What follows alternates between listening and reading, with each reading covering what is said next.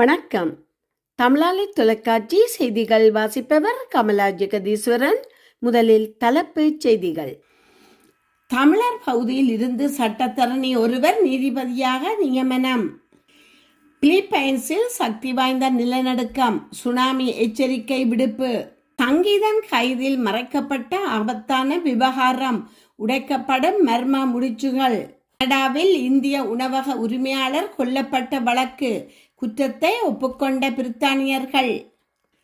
Israel Iran தொடர் பதற்றம், Tehran விமான நிலையம் தற்காலிகமாக இடைநிறுத்தம்.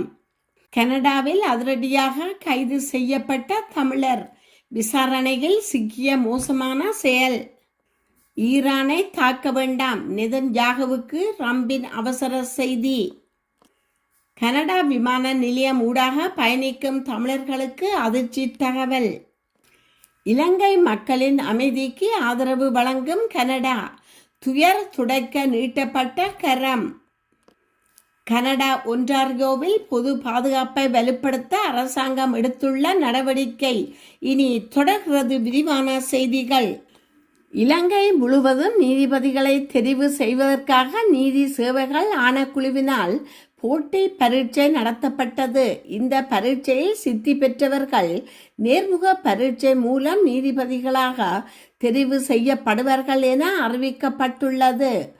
இதன்படி மன்னார் தாழ்வுபாடு கிராமத்தைச் சேர்ந்த சட்டத்தரணி ஆண்டனி சர்மிலன் டயஸ் தற்போது நீதிபதியாக தெரிவு செய்யப்பட்டுள்ளார். இவர் மன்னார் மாவட்டத்தின் 3வது நீதிபதியாக தெரிவு செய்யப்பட்டுள்ளார் என்றும் இதன்போது தெரிவிக்கப்பட்டுள்ளது. புதிதாக நியமனம் பெற்ற நீதிபதிக்கு தமிழர்கள் பகுதியில் இருந்து வாழ்த்துக்கள் குவிந்து வருகின்றது. தெற்கு பிலிப்பைன்ஸின் மிண்டனாவோ பிராந்தியத்தில் 7.8 ரிக்டர் அளவிலான சக்தி வாய்ந்த நிலநடுக்கம் பதிவாகி உள்ளது.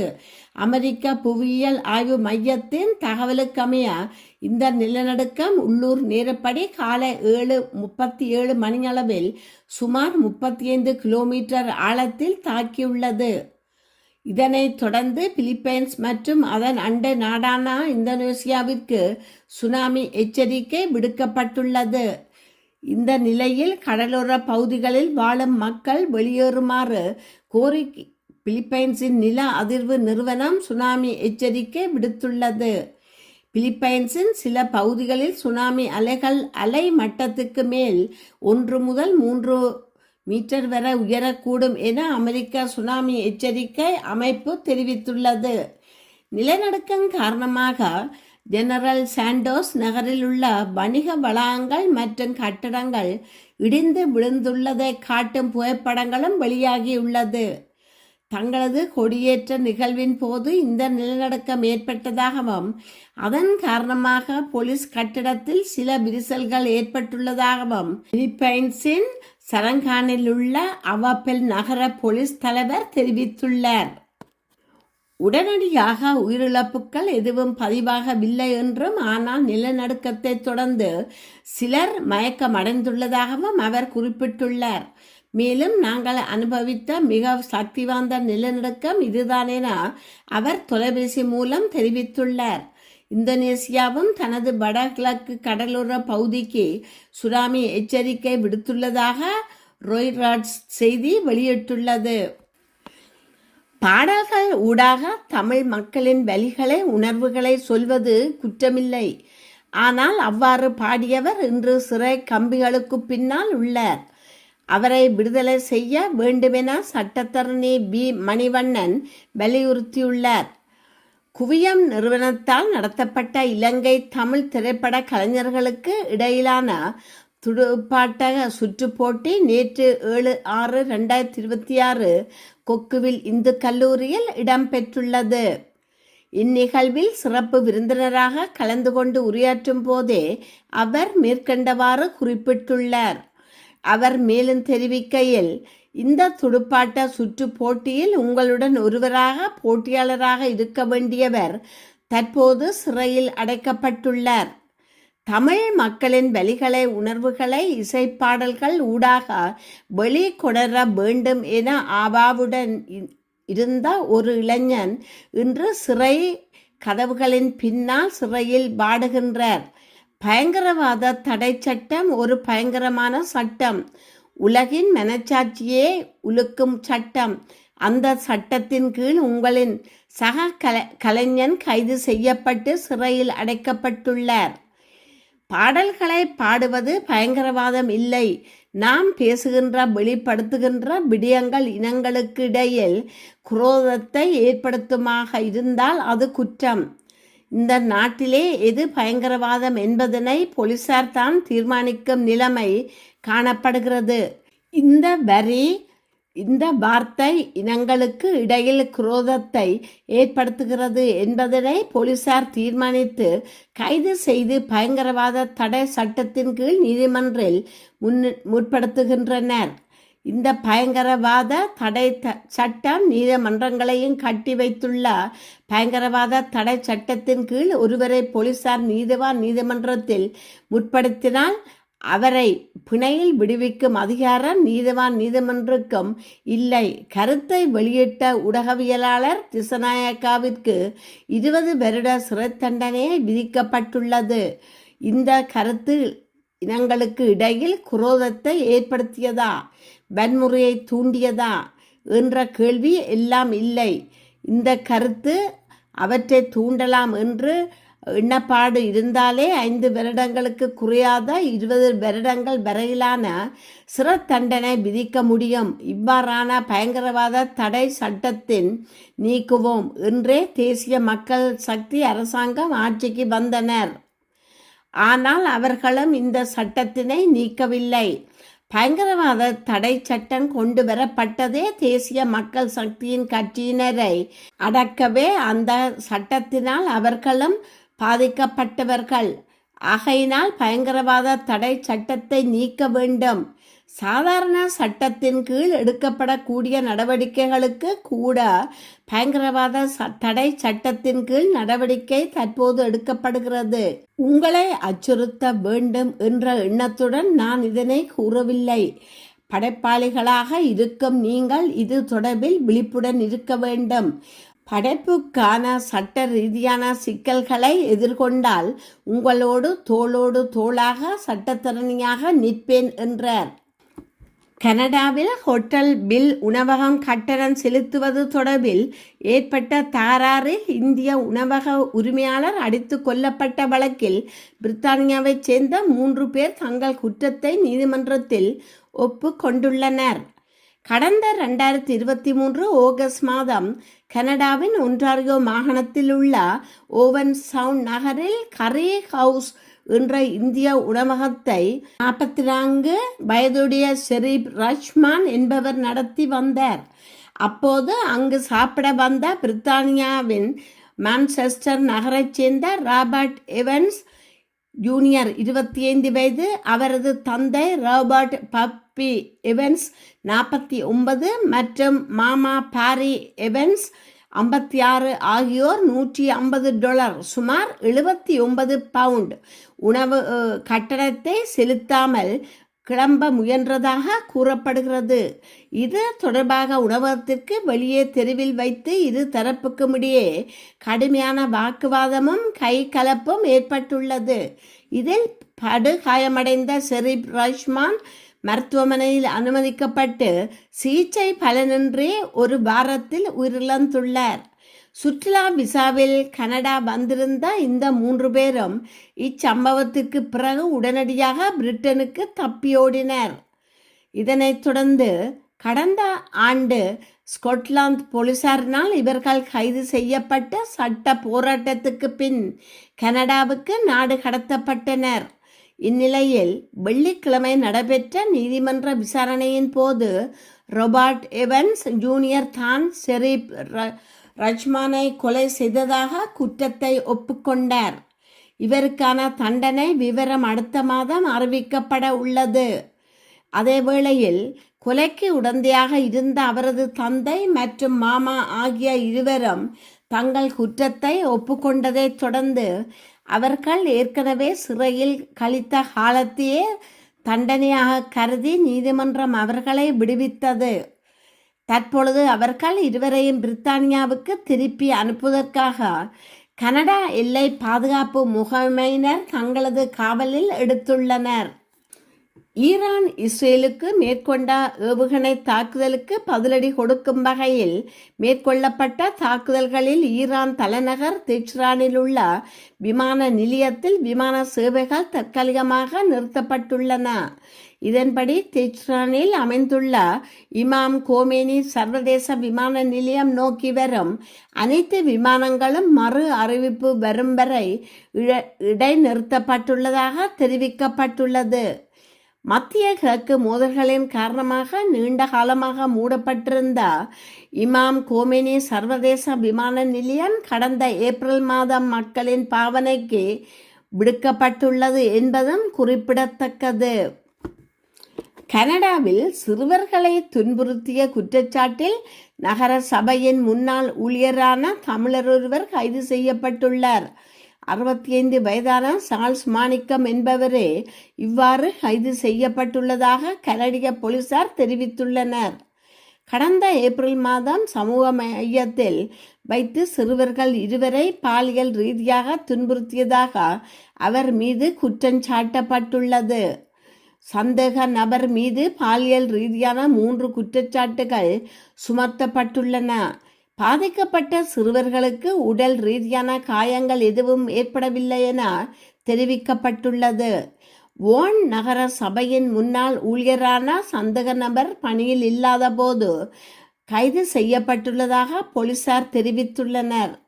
இந்நிலையில் முன்னாள் ஊழியர் தொடர்பான விசாரணைக்கு ஒத்துழைப்பு வழங்குவதாக வோன் நகர சபை தெரிவித்துள்ளது.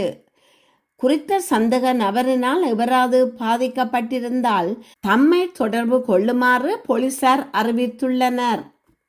அமெரிக்க ஜனாதிபதி டொனால்ட் ட்ரம்ப் ஈரான் மீண்டும் பேச்சுவார்த்தை மேசைக்கு வர வேண்டும் என்றும் ஒரு ஒப்பந்தத்திற்கு உடன்பட வேண்டும் எனவும் அறிவித்துள்ளார்.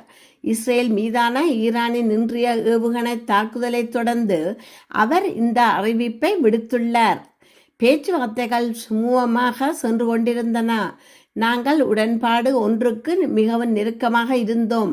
வரும் வாரத்தின் திங்கள், செவ்வாய் அல்லது புதன்கிழமைக்குள் ஒரு ஒப்பந்தம் கையெழுத்தாகும் என நம்பியிருந்தேன். ஆனால் இப்போது என்ன நடக்கிறது எனவும் டொனால்ட் ட்ரம்ப் கேள்வி எழுப்பியுள்ளார். மேலும் உங்களிடம் இருந்த ஏவுகணைகளை கொண்டு நீங்கள் தாக்குதல் நடத்தி விட்டீர்கள், அது போதும். இது அடுத்தும் மீண்டும் பேச்சுவார்த்தைக்கு வர ஒரு ஒப்பந்தத்துக்குள் வாருங்கள் எனவும் அவர் ஈரானிடம் கேட்டுக்கொண்டுள்ளார். அத்துடன் தான் இஸ்ரேலிய பிரதமர் பெஞ்சமின் நெதன்யாகுவை தொடர்பு கொண்டு இஸ்ரேல் மீதான ஈரானின் இன்றைய தாக்குதலுக்கு பதிலடி கொடுக்க வேண்டாம் என்றும் பதிலுக்கு ஈரானை தாக்க வேண்டாம் என்றும் கூறப்போவதாக டொனால்ட் ட்ரம்ப் தெரிவித்ததாகவும் சர்வதேச செய்திகள் தெரிவிக்கின்றன. இதேவேளை லெபனானின் பெய்ரூட் மீதான இஸ்ரேலின் கடந்த வார தாக்குதலுடன் தான் உடன்படவில்லை எனவும் அமெரிக்க ஜனாதிபதி டொனால்ட் ட்ரம்ப் தனது அதிருப்தியை இதன்போது வெளிப்படுத்தியுள்ளார். கனடாவில் தமிழர்கள் அதிகம் பயணிக்கும் டொரண்டோ விமான நிலையத்தில் மோசடிகள் இடம்பெறுவதாக குற்றச்சாட்டுகள் எழுந்துள்ளன. டொரண்டோ பியர்சன் சர்வதேச விமான நிலையத்தில் பயணிகள் பொதிகள் மாற்றப்பட்டு போதைப் பொருள் கடத்தல் இடம்பெறுவதாக கண்டுபிடிக்கப்பட்டுள்ளது. விமான நிலையத்தில் பணியாற்றும் ஊழியர்களால் இவ்வாறான மோசடிகள் செய்யப்படுவதாக தெரிய வந்த நிலையில் 6 பேர் கைது செய்யப்பட்டுள்ளனர். பயணிகளின் பொதிகள் போலியான முறையில் மாற்றப்பட்டு போதைப் பொருள் கடத்தக்காரர்கள் தமக்கு சாதகமாக பயன்படுத்துவதாக கண்டுபிடிக்கப்பட்டுள்ளது. இந்த மோசடி குறித்து அறியாத 17 பயணிகள் பல நாடுகளின் விமான நிலையங்களில் சிக்கி சட்ட நடவடிக்கைக்கு உள்ளாகி உள்ளனர். இதன் காரணமாக டொரண்டோ விமான நிலையம் ஊடாக பயணிக்கும் தமிழர்கள் தமது பொதிகள் தொடர்பில் மிகுந்த அவதானமாக செயற்பட வேண்டுமென அறிவுறுத்தப்பட்டுள்ளது. விமானத்தில் பயணிக்கும் பயணிகளின் பொதியில் இருக்கும் டக்கை விமான நிலைய ஊழியர்கள் ரகசியமாக பிரித்தெடுக்கின்றனர். பின்னர் போதைப்பொருள் நிரப்பப்பட்ட வேறொரு சூகேஸில் அந்த அடையாள அட்டையை ஒட்டி விடுகின்றனர்.